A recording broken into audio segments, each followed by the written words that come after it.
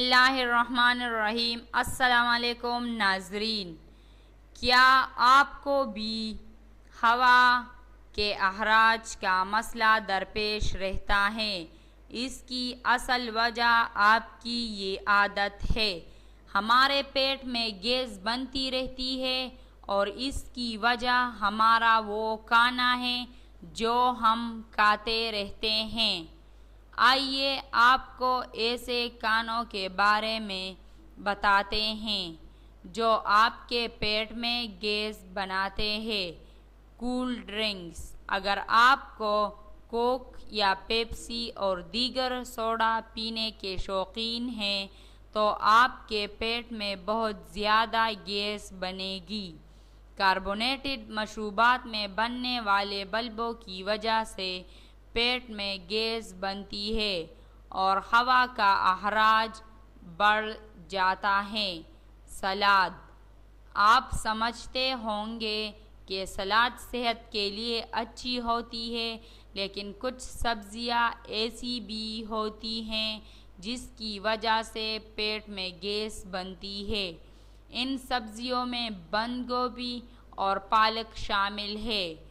یہ کاربوہائیڈریٹ صحیح طرح ہضم نہیں کرتا ہے اور پیٹ میں گیس کا سبب بنتی ہے۔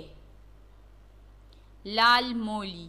اس کا شمار ان سبزیوں میں ہوتا ہے جو پیٹ میں سب سے زیادہ گیس بناتی ہے، اور اگر آپ ان کا استعمال کرتے ہیں تو پھر آپ کے پیٹ میں زیادہ گیس بنے گی۔ کھانا چبا کر نہ کھانا۔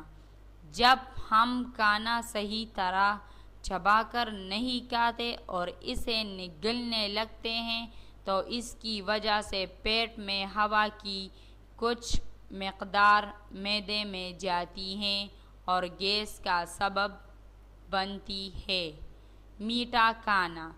چینی میں ایسے اجزاء پائے جاتے ہیں جس کی وجہ سے گیس بنتی ہے۔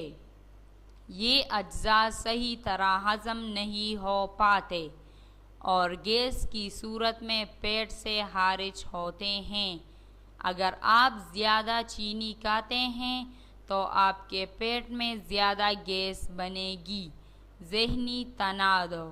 اگر آپ ذہنی تناؤ کا شکار ہو جائیں گے تو اعصاب پر دباؤ کی وجہ سے یہ مسئلہ ہو سکتا ہے، چونکہ ہمارے دماغ کا تعلق براہ راست معدے سے ہوتا ہے، لہذا اعصاب پر دباؤ کی وجہ سے معدے میں گیس بنتی ہے۔ بچے کی پیدائش۔ لیکن خواتین کے ساتھ ایسا بھی ہوتا ہے کہ بچے کی پیدائش کے بعد پیٹ میں گیس بننے لگتی ہے، لہذا پریشانی کی کوئی بات نہیں، کیونکہ یہ مسئلہ کچھ ہفتوں بعد حل ہو جاتا ہے۔ ناظرین، اگر جس نے ہمارے چینل کو سبسکرائب نہیں کیا وہ ہمارے چینل کو ضرور سبسکرائب کرے۔ شکریہ۔